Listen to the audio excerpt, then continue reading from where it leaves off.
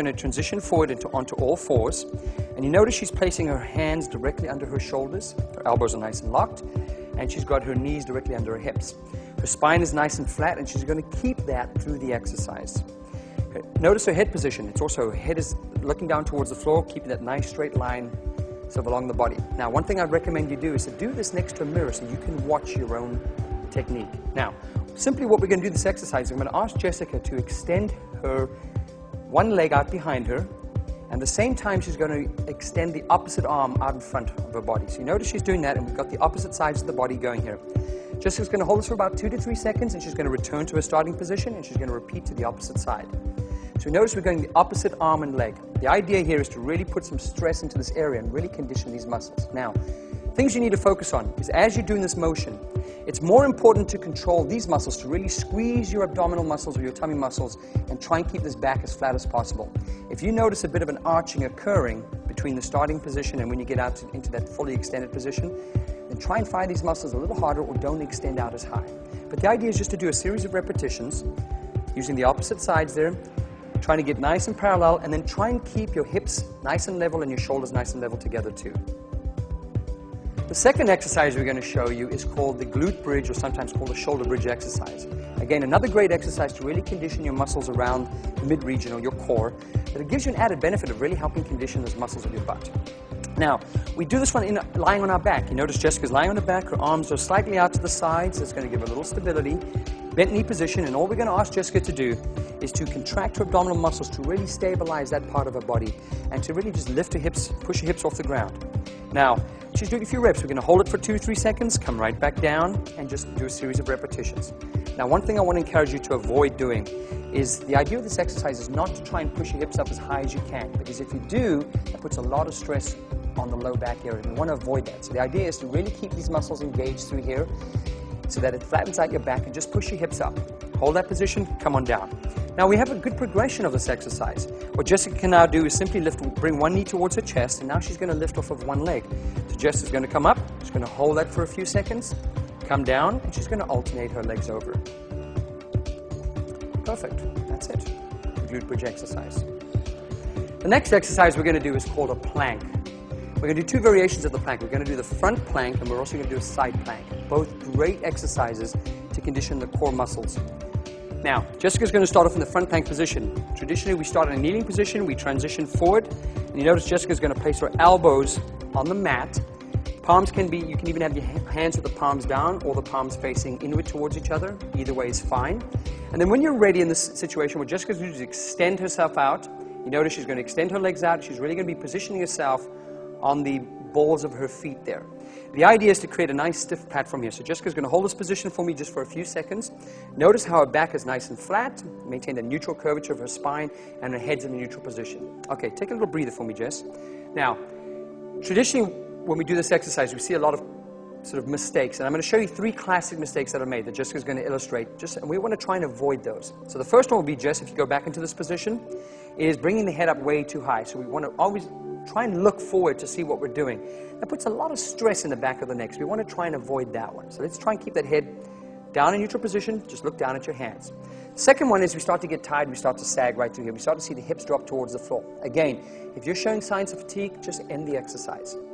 Third one we start to see is people start to tire, and as a compensation, they start to throw the hips up into the air. Again, we're losing that plank position, and we're losing that engagement with these muscles. So if you start to experience any of these changes to your technique, it's just a sign of fatigue. Just stop the rep, take your appropriate rest interval, and continue the exercise. So let's just bring Jess back to a neutral position, and that's what we want to hold. And there's your forward plank. The next exercise I want you to try is called the side plank.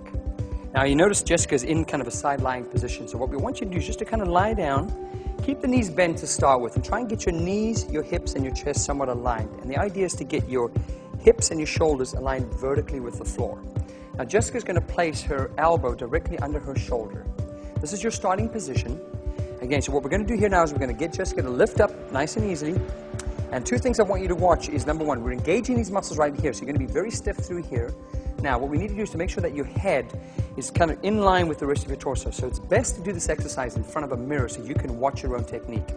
We want to try and get the hips level here. We don't want to push the hips up too high like that, or let the hips sag. We want a nice straight line. So imagine a broomstick or something running right through from your belly button through your chest all the way through your head. So Jessica, just drop your head a little bit more that way.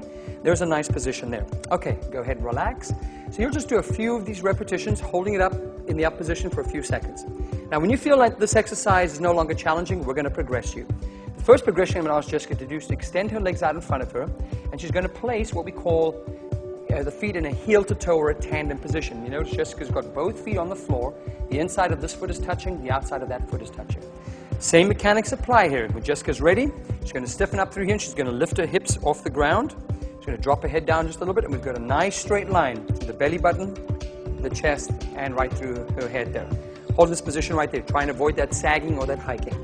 Now, if you think that this is no longer challenging, you want to go one step further, what we're going to ask Jessica to do now is to place both feet on top of each other. So now she's only got the outside of her lower leg touching the floor. In this position, we've narrowed her support system, so it's going to be a little more challenging on the core muscles. Same thing again, when Jessica's ready, she's going to push up. Nice clearance, there's nothing touching under here. Nice straight line, and she's just going to hold this position for a while. And again, when you start to show see the hips sagging or hiking up, that indicates that you're probably getting tired. You need to just end the exercise, take a rest, and then repeat your next set. The last exercise we're going to demonstrate is the crunch, probably the most popular exercise that you can do at home or you'll see people doing in the health club environment. We simply need you to lie down on your back as Jessica is doing. She's in a bent knee position, and we certainly want to keep this position throughout the exercise to help support the low back. Now, there's several arm positions that you can utilize in this exercise. I'm going to demonstrate the traditional position, and then we can show you some variations. So Jessica, if you can go ahead and just place your arms lightly behind your head. Now you notice Jessica is not going to interlock her fingers, because if she does that, it's going to create the tendency of her to pull her head forward during the exercise, putting a lot of stress into the neck. We don't want that to happen. In fact, she's going to lightly place her fingers right here behind her ears, all right?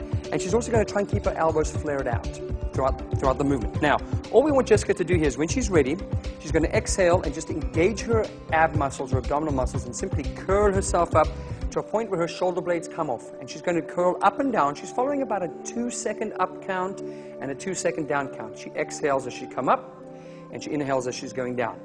Now, you notice the movement is controlled in both directions. And you notice she's also keeping her head nice and still. We want to avoid that position of pulling the head forward. One cue that you can use for yourself is to pick a point right up on the ceiling and just try and fix your eyes on that, and that'll help stabilize your head. Now, if you find this position too challenging, let's show you some variations. First I'm going to have you do, Jessica, is just place your hands, the backs of your hands on the front side of your head. This will take away the tendency of you to sort of pulling your head forward. It also facilitates or makes the exercise a little easier for you to do. It also might help you keep the head back, which is a good idea. Next position, if you find that still too challenging, I'm going to ask Jessica to just cross her arms across the front of her chest. And again, curling up on a 2-second count, going back down on a 2-second count, keeping her head nice and still. And the last position, again, if this is too difficult for you, Jessica, go ahead and place your hands on the front of your thighs. And all Jessica's going to do is, as she curls up, she's going to slide her hands up her thigh and just slide them back down. Notice the movement is the same throughout. She's engaging the muscles, bringing her ribs to her hips, and she's lifting her shoulder blades off the mat and keeping her head in a nice sort of neutral position throughout the exercise.